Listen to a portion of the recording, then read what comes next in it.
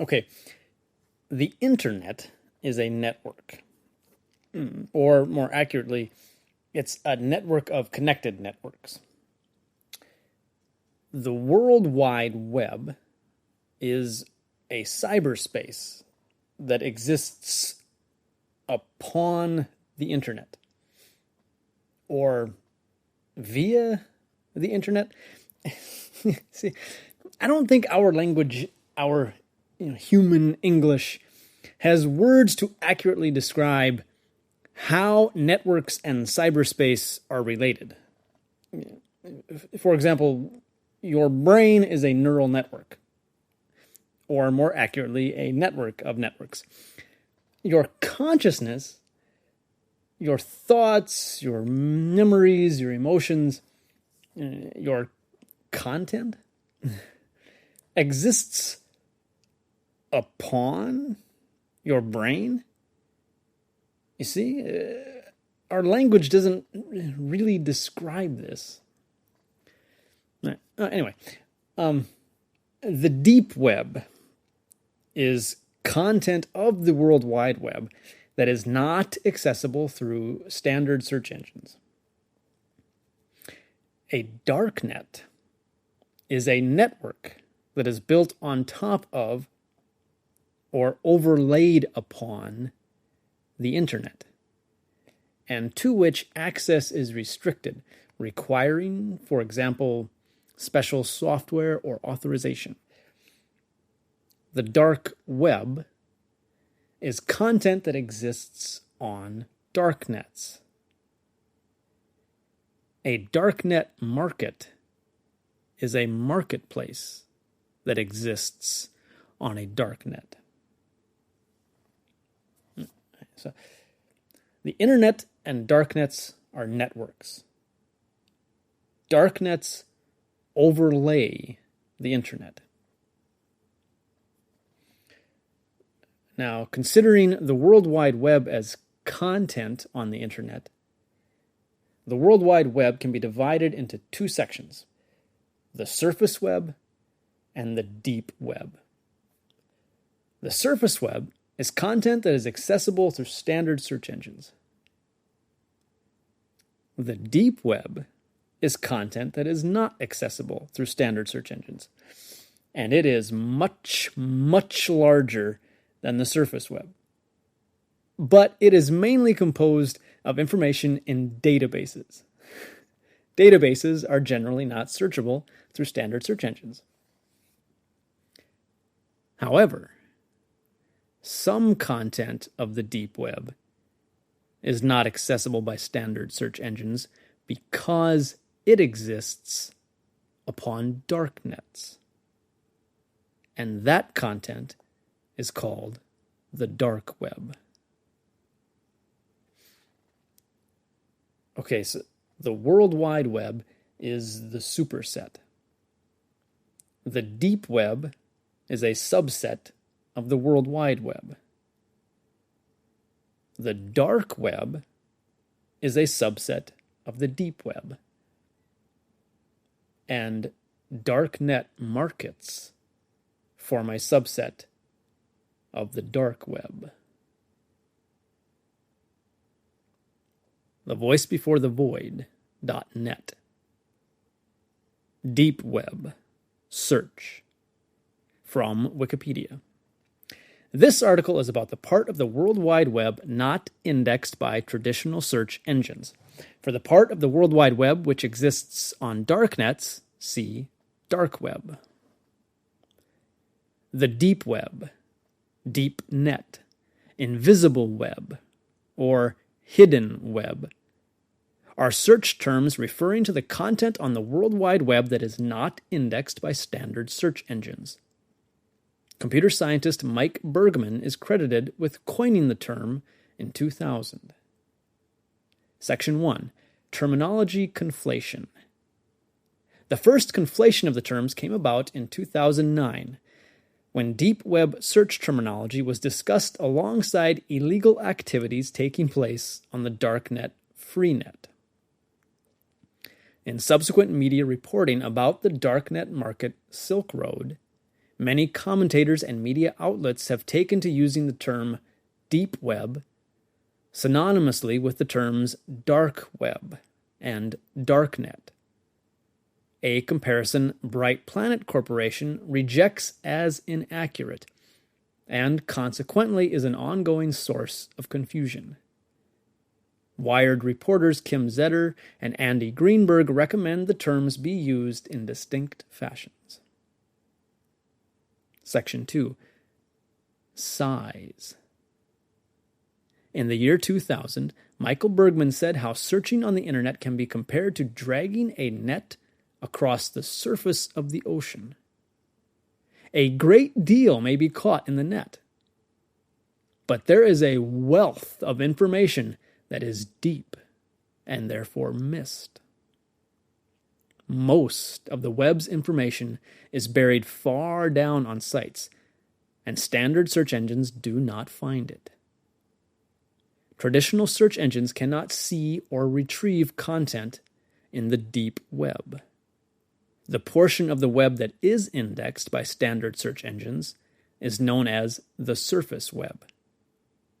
As of 2001, the deep web was several orders of magnitude larger than the surface web.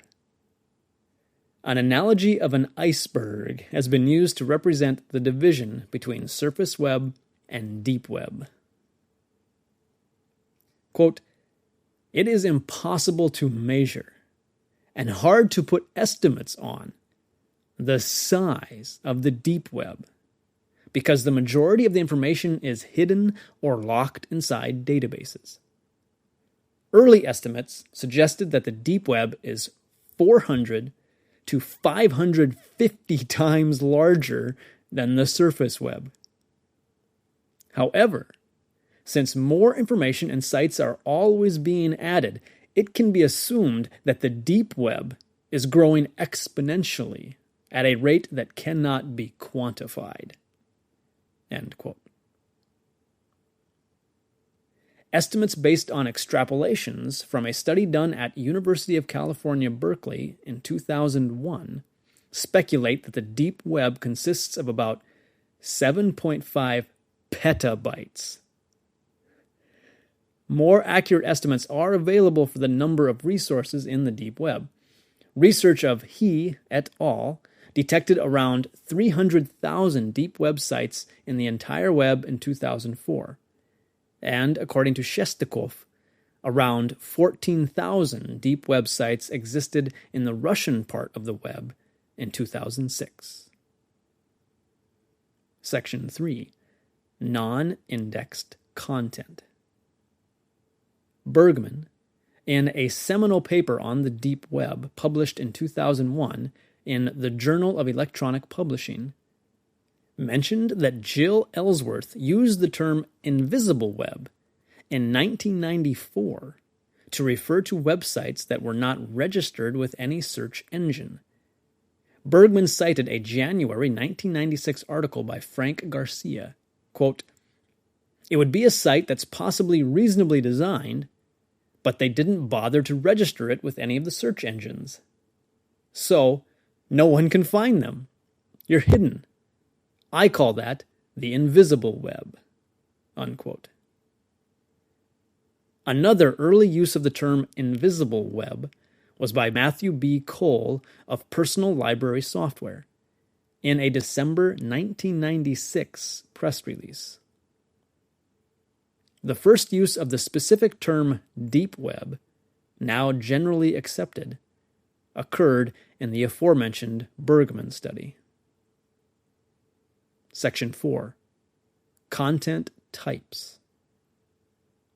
Methods which prevent web pages from being indexed by traditional search engines may be categorized as one or more of the following. Dynamic content. Dynamic pages which are returned in response to a submitted query or accessed only through a form, especially if open domain input elements such as text fields are used. Such fields are hard to navigate without domain knowledge. Unlinked content. Pages which are not linked to by other pages, which may prevent web crawling programs from accessing the content. This content is referred to as pages without backlinks, also known as inlinks. Also, search engines do not always detect all backlinks from searched web pages. Private web.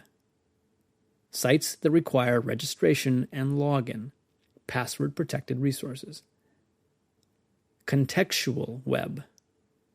Pages with content varying for different access contexts, for example, ranges of client IP addresses or previous navigation sequence. Limited access content. Sites that limit access to their pages in a technical way, for example, using the robots exclusion standard, or CAPTCHAs, or no-store directives which prohibit search engines from browsing them and creating cached copies. Scripted content. Pages that are only accessible through links produced by JavaScript, as well as content dynamically downloaded from web servers via Flash or AJAX solutions. Non-HTML or text content. Textual content encoded in multimedia, image or video, files or specific file formats not handled by search engines. Software. Certain content is intentionally hidden from the regular internet, accessible only with special software, such as Tor, I2P, or other darknet software.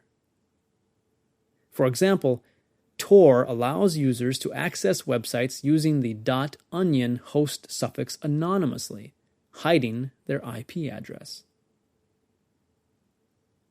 Web archives. Web archival services, such as the Wayback Machine, enable users to see archived versions of web pages across time, including websites which have become inaccessible and are not indexed by search engines such as Google. Section 5. Indexing methodologies. While it is not always possible to directly discover a specific web server's content so that it may be indexed, a site potentially can be accessed indirectly due to computer vulnerabilities.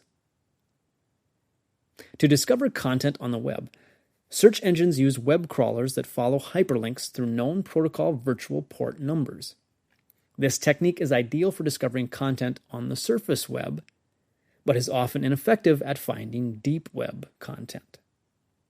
For example, these crawlers do not attempt to find dynamic pages that are the result of database queries due to the indeterminate number of queries that are possible. It has been noted that this can be partially overcome by providing links to query results. But this could unintentionally inflate the popularity for a member of the deep web.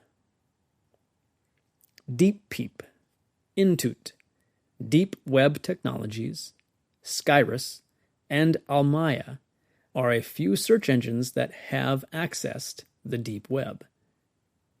Intuit ran out of funding and is now a temporary static archive as of July 2011.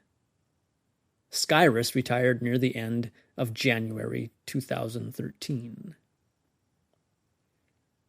Researchers have been exploring how the deep web can be crawled in an automatic fashion, including content that can be accessed only by special software such as Tor.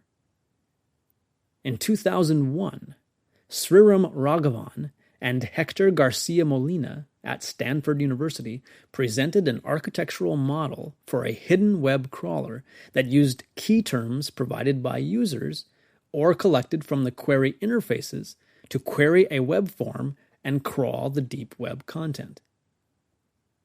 Alexandros Ntolas, Petros Zerfos, and Young-Hoo Cho of UCLA created a hidden web crawler that automatically generated meaningful queries to issue against search forms.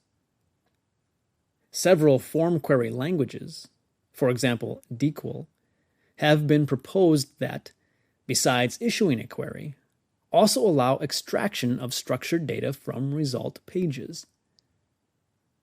Another effort is DeepPeep, a project of the University of Utah sponsored by the National Science Foundation, which gathered hidden web sources, web forms, in different domains based on novel, focused crawler techniques. Commercial search engines have been exploring alternative methods to crawl the deep web.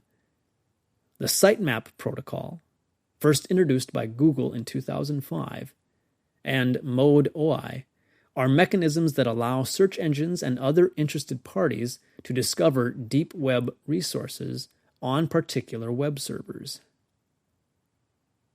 In 2008, to facilitate users of Tor hidden services in their access and search of a hidden .onion suffix, Aaron Schwartz designed Tor2Web, a proxy application able to provide access by means of common web browsers. Using this application, deep web links appear as a random string of letters, followed by the .onion top-level domain. Darknet, from Wikipedia. This article is about networking technology. For websites that exist on top of this technology, see dark web. A darknet is an overlay network that can only be accessed with specific software, configurations, or authorization, often using non-standard communications protocols and ports. Two typical darknet types are friend-to-friend networks, usually used for file sharing with a peer-to-peer connection, and anonymity networks, such as Tor, via an anonymized series of connections. The reciprocal term for an encrypted darknet is ClearNet, or surface web, when referring to search engine indexable content. Section 1. Terminology. Originally coined in the 1970s to designate networks which were isolated from ARPANET, which evolved into the Internet, for security purposes, darknets were able to receive data from ARPANET but had addresses which did not appear in the network lists and would not answer pings or other inquiries. The term gained public acceptance following publication of The Darknet and the Future of Content Distribution, a 2002 paper by 4 employees of Microsoft who argued that the presence of the darknet was the primary hindrance to the development of workable digital rights management (DRM) technologies, and therefore the primary contributor to the inevitability of copyright infringement. Journalist J.D. Lazica, in his 2005 book, Darknet, Hollywood's War Against the Digital Generation, describes the darknet's reach as encompassing file-sharing networks. As of 2015, the darknet is often used interchangeably with the dark web, due to the quantity of hidden services on Tor's darknet. In addition, the term is often confusingly used interchangeably with the deep web, due to how Tor historically could not be search indexed. Mixing the use of these terms has been described as inaccurate, with some commentators recommending the terms be used in distinct fashions. Section 2. Uses. Darknets, in general, may be used for various reasons, such as to better protect privacy from mass surveillance and targeted surveillance, to protect dissidents from political reprisal, for whistleblowing and news leaks, for computer crime, to exchange restricted goods on darknet markets, for file sharing. Section 3. Software. Darknets require specific software to be installed or network configurations to be made in order to access them, such as Tor, which can be accessed via a customized browser from Vidalia, also known as the Tor Browser Bundle, or alternatively, via a proxy server configured to perform the same function. Dark Web. From Wikipedia. This article is about darknet websites. For the part of the internet not accessible by traditional search engines, see Deep Web search. The dark web, also confusingly referred to as the deep web and conflated with deep web search, is the World Wide Web content that exists on darknet, networks which overlay the public internet and require specific software, configurations, or authorization to access. The dark web forms part of the deep web, the part of the web not indexed by search engines. The darknets, which constitute the dark web, include small, friend-to-friend, peer-to-peer networks, as well as large, popular networks like Freenet, I2P, and Tor, operated by public organizations and individuals. Users of the dark web refer to the regular web as the clearnet due to its unencrypted nature. The Tor dark web may be referred to as Onion Land, a reference to the network's name as the, quote, onion router, unquote. Section 1. Content. A December 2014 study by Gareth Owen from the University of Portsmouth found that the most commonly requested type of content on Tor was child pornography, followed by black markets, while the individual sites with the highest traffic were dedicated to botnet operations. Many whistleblowing sites maintain a presence, as well as political discussion forums. Cloned websites and other scam sites are numerous. Many hackers sell their services there individually or as part of groups. Sites associated with Bitcoin, fraud-related services, and mail order services are some of the most prolific. Subsection 1.1. Darknet Markets. Commercial darknet markets, which mediate transactions for illegal drugs and other goods, attracted significant media coverage, starting with the popularity of Silk Road and its subsequent seizure by legal authorities. Other markets sell software exploits and weapons. Subsection 1.2. Hitmen. There are reports of crowd-funded assassinations and hitmen for hire. Subsection 1.3. Snuff films. There is an urban legend that live murder can be found on the dark web. The term Red Room has been coined based on the Japanese animation of the same name. However, the evidence points towards any reported instances being hoaxes. Subsection 1.4.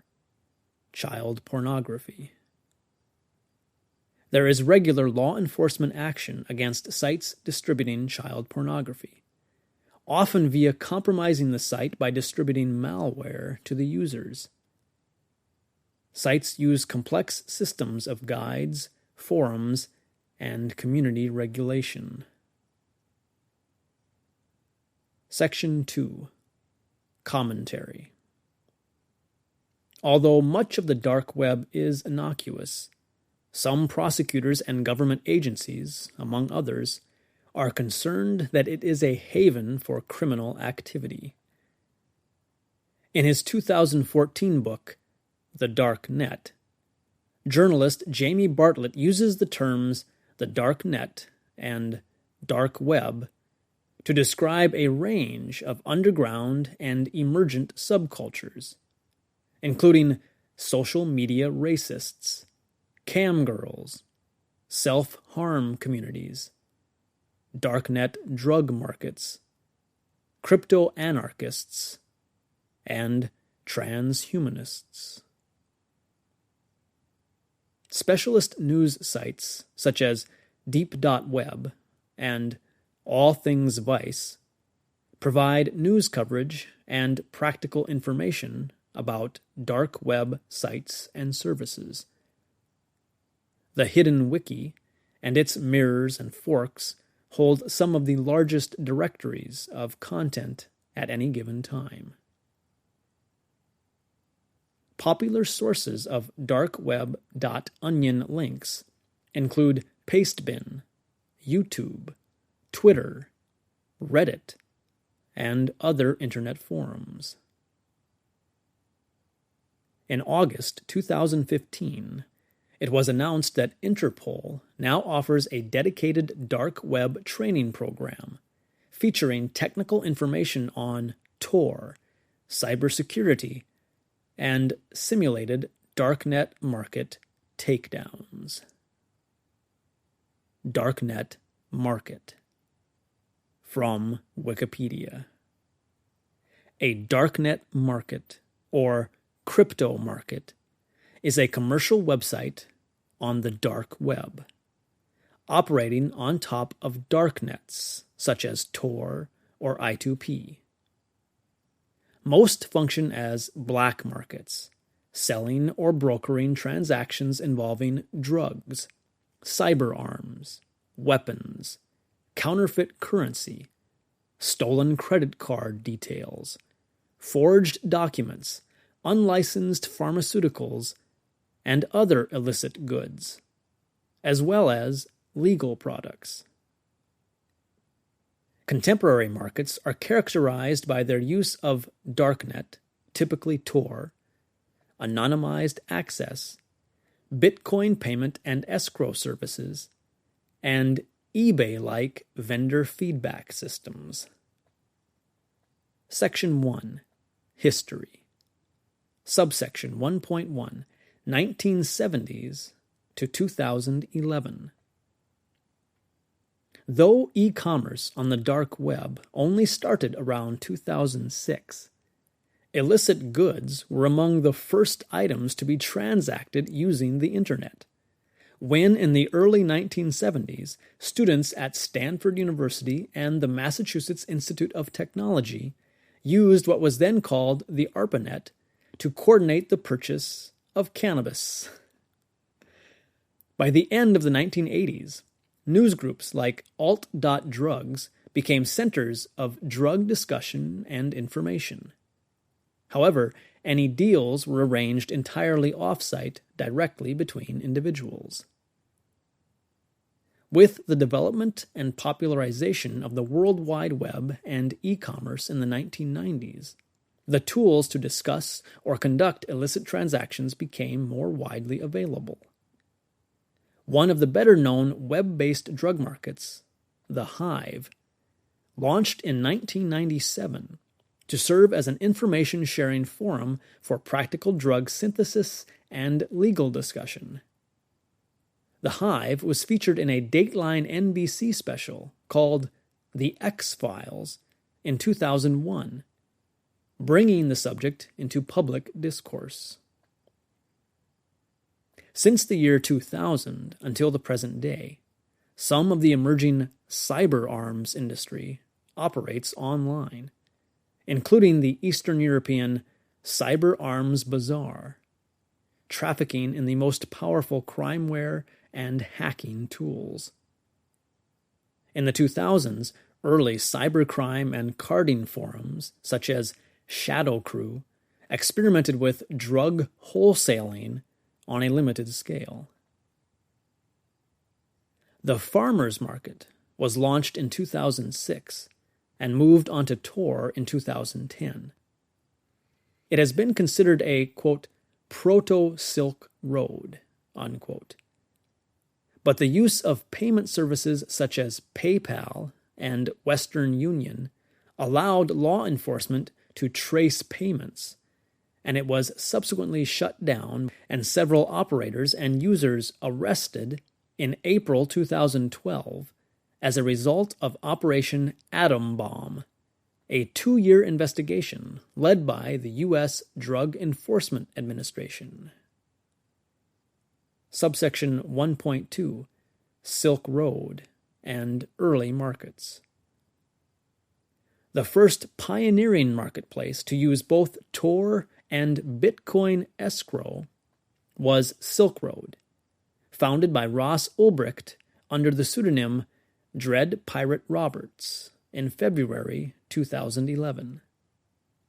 In June 2011, Gawker published an article about the site, which led to internet buzz and an increase in website traffic.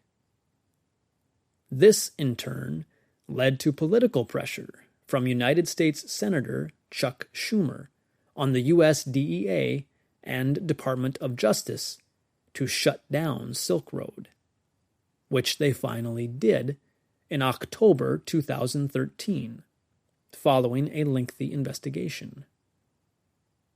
Silk Road's use of Tor, Bitcoin escrow, and feedback systems would set the standard for new darknet markets for the coming years. The shutdown of Silk Road was described by the news website Deep.web as, quote, the best advertising the darknet markets could have hoped for, unquote, following the proliferation of competing sites that the shutdown caused. The Guardian predicted that other sites would take over the market that Silk Road had previously dominated. The months and years following Silk Road's closure would be marked by a greatly increased number of shorter-lived markets, as well as semi-regular law enforcement takedowns, hacks, scams, and voluntary closures. Atlantis, the first site to accept Litecoin as well as Bitcoin, closed in September 2013, just prior to the Silk Road raid, allowing users just 1 week to withdraw any coins. In October 2013, Project Black Flag closed and stole their users' Bitcoins in the panic following Silk Road's shutdown. Black Market Reloaded's popularity increased dramatically after the closure of Silk Road. However, in late November 2013, the owner of Black Market Reloaded announced that the website would be taken offline due to the unmanageable influx of new customers. Sheep Marketplace, which launched in March 2013, was one of the lesser-known sites to gain popularity with Silk Road's closure. It ceased operation in December 2013, when it announced it was shutting down after a vendor stole $6 million worth of users' Bitcoins. Subsection 1.3, Post-Silk Road to present. From late 2013 through 2014, new markets started launching with regularity, such as Silk Road 2.0, run by the former Silk Road site administrators, and the Agora marketplace. Such launches were not always successful.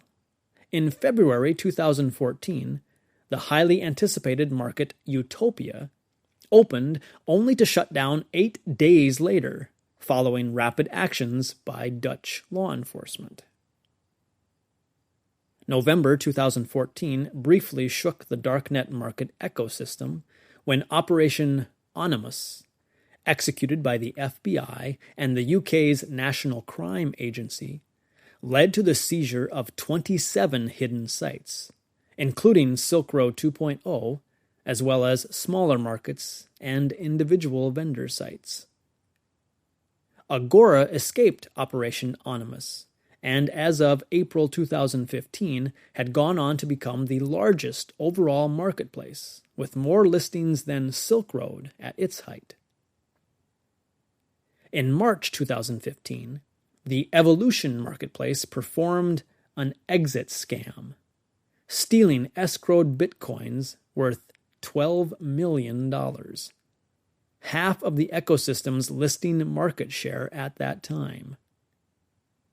The closure of Evolution led to users redistributing to BlackBank and Agora. BlackBank, which in April 2015 captured 5% of darknet market listings, announced on May 18, 2015, its closure for maintenance, before disappearing in a similar scam. Following these events, commentators suggested that decentralized marketplaces could be required, such as the service OpenBazaar, in order to protect buyers and vendors from risk, as well as more widespread support from multi-sig cryptocurrency payments. In April 2015, The Real Deal, the first open cyber arms market for software exploits as well as drugs, launched to the interest of computer security experts. In May 2015, various distributed denial-of-service attacks were performed against different markets, including The Real Deal. The market owners set up a phishing website to get the attacker's password, and subsequently revealed collaboration between the attacker and the administrator of Mr. Nice Guy's market, who was also planning to scam his users. This information was revealed to the news website Deep.Web. On July 31, 2015, the Italian police, in conjunction with Europol, shut down the Italian-language darknet market Babylon, seizing 11,000 Bitcoin wallet addresses and €1 million. Section 2. Market Features. Subsection 2.1. Search and Discussion. One of the central discussion forums is Reddit's r/darknet markets, which has been the subject of legal investigation, as well as the Tor-based discussion forum, The Hub. Many marketplaces maintain their own dedicated discussion forums and subreddits. The dedicated market search engine Grams allows the searching of multiple markets directly without login or registration. Dark web news and review sites, such as Deep.Web and All Things Vice, provide exclusive interviews and commentary on the dynamic markets. Uptime and comparison services, such as DN Stats, provide sources of information about active markets as well as suspected scams and law enforcement activity. Due to the decentralized nature of these markets, phishing and scam sites are often maliciously or accidentally referenced. After discovering the location of a market, a user must register on the site, sometimes with a referral link, after which they can browse listings. A further PIN may be required to perform transactions, better protecting users against login credential compromise.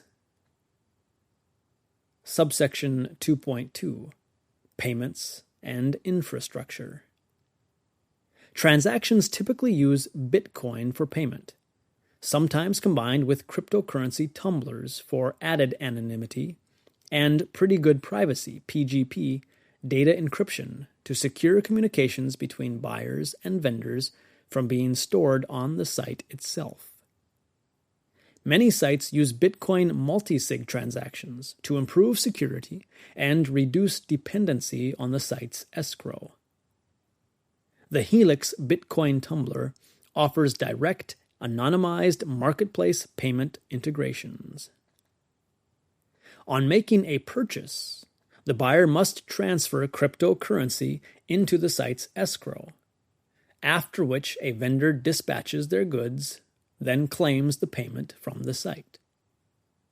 On receipt or non-receipt of the item, users may then leave feedback against the vendor's account. Buyers may finalize early, releasing funds from escrow to the vendor prior to receiving their goods in order to expedite a transaction, but leave themselves vulnerable to fraud if they do so. Web design, security, and hosting may be provided by Tor development and hosting specialist companies. Subsection 2.3 Market Types.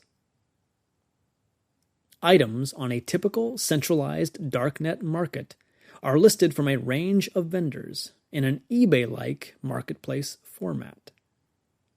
Virtually all such markets have advanced reputation, search, and shipping features, similar to Amazon.com.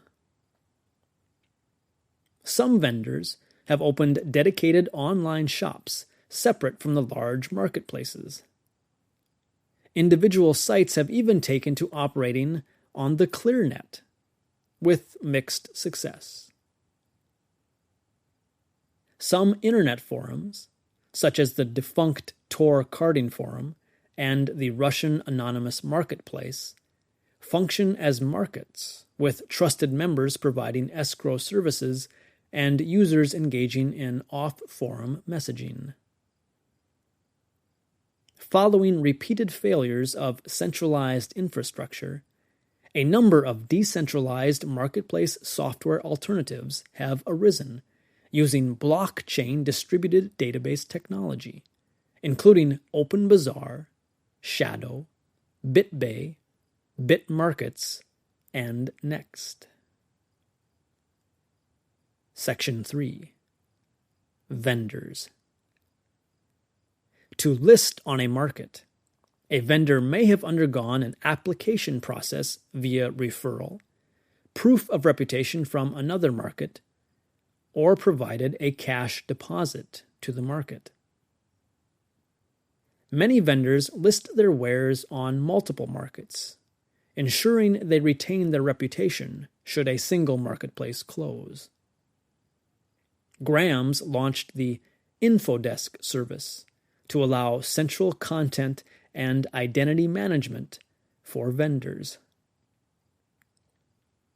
Meanwhile, individual law enforcement operations regularly investigate and arrest individual vendors. Section 4. Products. While a great many products are sold, drugs dominate the numbers of listings. Due to increased law enforcement attention, many markets refuse to list weapons or poisons. The original Silk Road refused to list anything for which the, quote, purpose is to harm or defraud, such as stolen credit cards, assassinations, and weapons of mass destruction, unquote. Later markets, such as Evolution, would ban, quote, child pornography, services related to murder, assassination, terrorism, prostitution, Ponzi schemes, and lotteries, unquote. But allow the wholesaling of credit card data. Markets such as Alphabay Market would go on to host a significant share of the commercial fraud market, featuring carding, counterfeiting, and many related services. Section 5. Commentary. In December 2014, The Darknet, From Memes to Onionland, explored Darknet culture. The exhibition featured the Random Darknet Shopper, which spent $100 in Bitcoin per week on Agora. The aim was to explore the ethical and philosophical implications of darknet markets, which, despite high-profile, internationally coordinated raids, persist and flourish. James Martin's 2014 book, Drugs on the Darknet: How Crypto Markets Are Transforming the Global Trade in Illicit Drugs, discusses how some vendors are even branding their opium or cocaine as fair trade, organic, or sourced from conflict-free zones. According to 2014 studies by Martin, Aldridge, and Dakari Hetu, and a January 2015 report from the Global Drug Policy Observatory, many harm reduction trends have been spotted. These include a reduction of the risks associated with street dealing.